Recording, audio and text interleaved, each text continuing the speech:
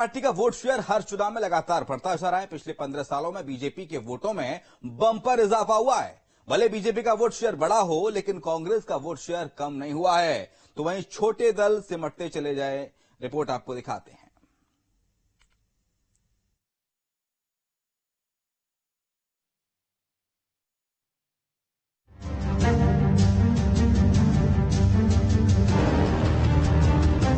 चौबीस के रण में बीजेपी और कांग्रेस की ओर से एक दूसरे को मात देने की बात कही जा रही है।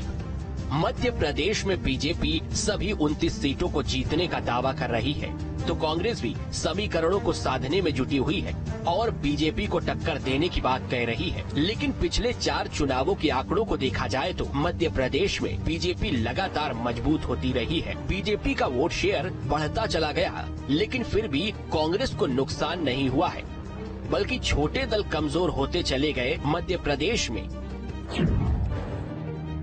दरअसल मध्य प्रदेश में 15 साल में बीजेपी का वोट शेयर 10% तक बढ़ा है। 2004 में बीजेपी को 48% वोट मिले थे। 2019 में बीजेपी को 58% वोट मिले थे।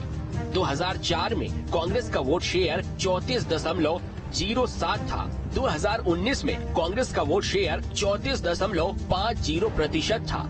15 सालों से स्थिर है कांग्रेस का वोट शेयर,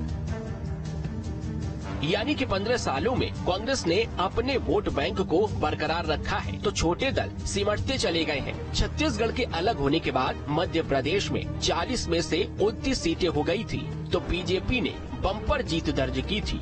साल 2004 में बीजेपी ने 29 में से 25 सीटें जीती थी, तो कांग्रेस ने मात्र 4 सीटों पर जीत दर्ज की थी।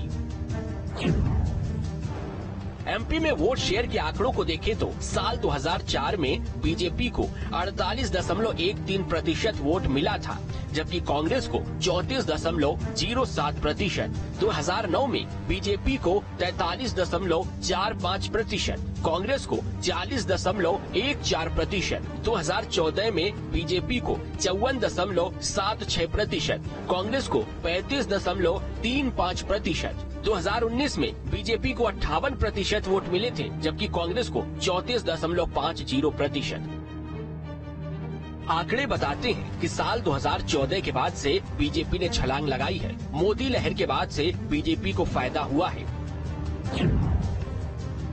2014 में मोदी लहर के बाद बीजेपी को फायदा हुआ। 2014 में 12% वोटों की बढ़ोतरी हुई। 5 साल में बीजेपी का वोट शेयर 54.8% रहा। 2019 में बीजेपी का वोट शेयर 58% तक पहुंच गया। वहीं 15 सालों से कांग्रेस का वोट शेयर 34% और 35% के बीच ही बना हुआ है। जो कांग्रेस कभी सत्ता में थी, उसे बीजेपी ने एक सीट पर लाकर खड़ा कर दिया और अब आने वाले चुनावों में बीजेपी की ओर से क्लीन स्वीप का दावा किया जा रहा है। हालांकि कांग्रेस इस बार सीटों पर बढ़त बनाने की बात कह रही है। भारतीय जनता पार्टी अपने 65,523 डिजिटलाइज बूथ के माध्यम से विधानसभा के चुनाव में ही 49% वोट शेयर हासिल कर चुकी है। हमारा 51% का टारगेट था, लेकिन 49% भारतीय जनता पार्टी ने अपने अभूतपूर्व बूथ विजय की क्षमता की वजह से प्राप्त किया है। रही लोकसभा चुनाव की बात, तो विगत लोकसभा चुनाव में भारतीय जनता पार्टी को 58% वोट शेयर मिला है। रही बात कांग्रेस की, तो कांग्रेस का आज देखिए, आज नीति नेतृत्व नियत की वजह से जमीन का कार्यकर्ता भी काम करने को तैयार नहीं है। जिस प्रकार से हताशा निराशा से कांग्रेस ग्रस्त है, उससे ये निश्चित हो चुका है कि इस बार कांग्रेस मध्य प्रदेश में जो एक बची हुई सीट है वो भी नहीं जीतने जा रही है और भारतीय जनता पार्टी पुनः 29 की 29 लोकसभा सीटें जीतने जा रही है। और जो हमारा टारगेट था 29 लोकसभा सीटों का, वो जीतकर भारतीय जनता पार्टी आदरणीय प्रधानमंत्री श्री नरेंद्र मोदी जी को विजयश्री की माला पहनाने जा रही है।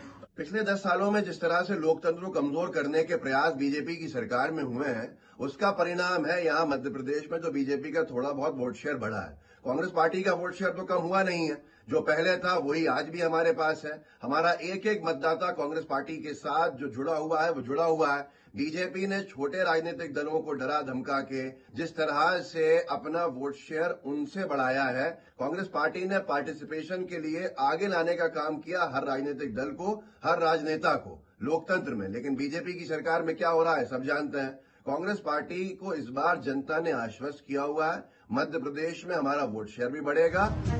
वहीं दूसरे दलों की बात की जाए तो प्रदेश में तीसरा मोर्चा यानी कि छोटे दलों का वोट शेयर हर चुनाव में खिसकता चला गया। समाजवादी पार्टी और कम्युनिस्ट पार्टी तो प्रदेश से साफ हो गई, तो वहीं बीएसपी का वोट बैंक भी आधा हो गया।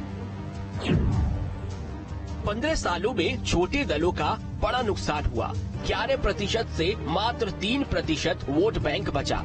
2004 में एसपी को 3.2% वोट मिले थे।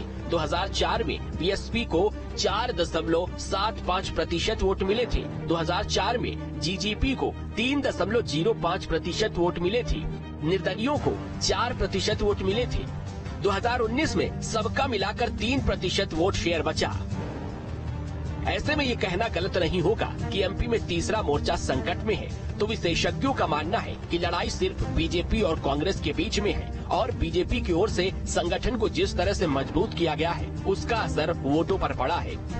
देखिए, मध्य प्रदेश में लगातार शासन में रहने के बावजूद भी भाजपा ने अपने वोट शेयर में को 2004 के बाद से 10% से अधिक बढ़ाया है और लेकिन कांग्रेस के वोट शेयर में कोई कमी नहीं आई। उसका मूल कारण ये है कि आज भी कांग्रेस को चाहने वाले लोगों का प्रतिशत उतना ही बना हुआ है।